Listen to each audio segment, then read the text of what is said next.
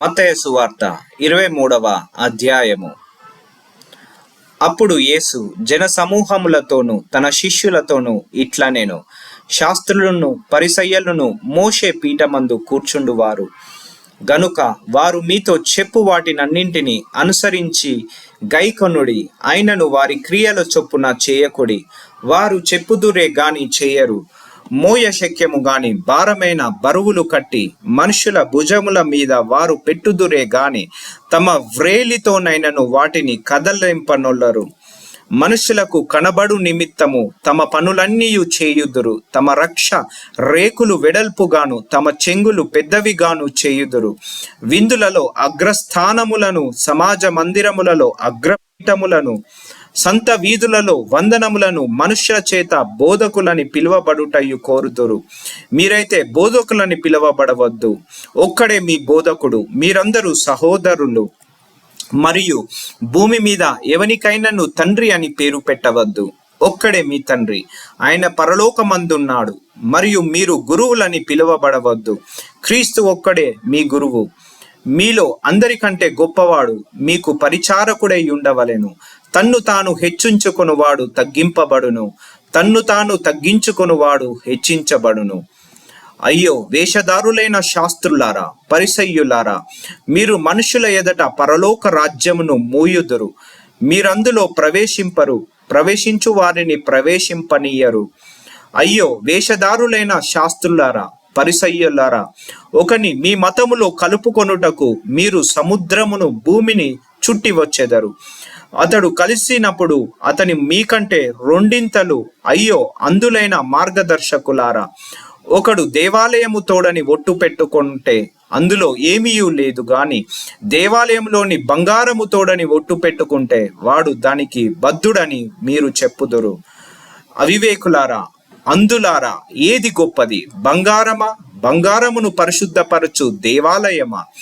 మరియు బలిపీఠము తోడని ఒకడు ఒట్టు పెట్టుకుంటే అందులో ఏమీ లేదు గాని దాని పైనుండు అర్పణము తోడని ఒట్టు పెట్టుకుంటే దానికి బద్ధుడని మీరు చెప్పుదురు. అవివేకులారా, అందులారా, ఏది గొప్పది? అర్పణమా? అర్పణమును పరిశుద్ధపరచు బలిపీఠమా? బలిపీఠము తోడని ఒట్టు పెట్టుకొని వాడు దాని తోడనియు దాని పైనుండు వాటన్నింటి తోడనియు ఒట్టు పెట్టుకొనుచున్నాడు. మరియు దేవాలయము తోడని ఒట్టు పెట్టుకొను వాడు దాని తోడనియు అందులో నివసించు వాని తోడనియు ఒట్టు పెట్టుకొనుచున్నాడు. మరియు ఆకాశము తోడని ఒట్టు పెట్టుకొని వాడు దేవుని సింహాసనము తోడనియు దానిపైన కూర్చున్న వాని తోడనియు ఒట్టు పెట్టుకొనుచున్నాడు. అయ్యో వేషధారులైన శాస్త్రులారా, పరిసయ్యలారా, మీరు పూదినలోను సోపులోను జీలకర్రలలోను 10వ వంతు చెల్లించి ధర్మశాస్త్రములో ప్రధానమైన విషయములను అనగా న్యాయమును, కనికరమును, విశ్వాసమును విడిచిపెట్టితిరి. వాటిని మానక వీటిని చేయవలసి ఉండెను. అందులైన మార్గదర్శకులారా, దోమ లేకుండునట్లు వడియగట్టి ఒంటెను మింగువారు మీరే. అయ్యో వేషధారులైన శాస్త్రులారా, పరిసయ్యలారా, మీరు గిన్నెయు పల్లెమును వెలుపట శుద్ధి చేయుదురు గాని అవి లోపల దోపుతోనూ అజితేంద్రియత్వముతోనూ నిండియున్నవి.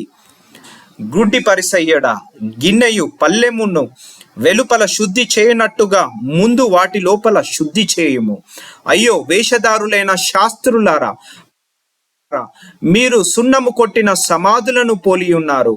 అవి వెలుపల శృంగారముగా అగపడును గాని లోపల చచ్చిన వారి ఎముకలతో సమస్త కల్మషముతోనూ నిండి ఉన్నది. అలాగే మీరు వెలుపల మనుషులకు నీతిమంతులుగా ఉన్నారు గాని లోపల వేషధారణతోనూ అక్రమముతోనూ నిండి ఉన్నారు.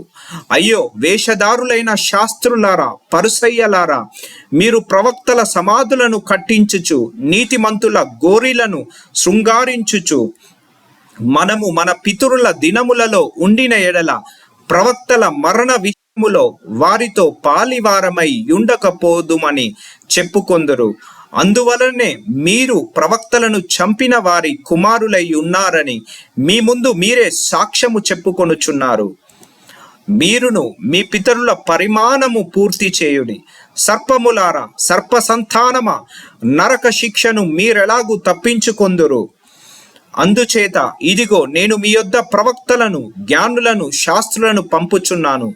మీరు వారిలో కొందరిని చంపి సిలువ వేయుదురు, కొందరిని మీ సమాజ మందిరములలో కొరడాలతో కొట్టి పట్టణము నుండి పట్టణమునకు తరుముదురు.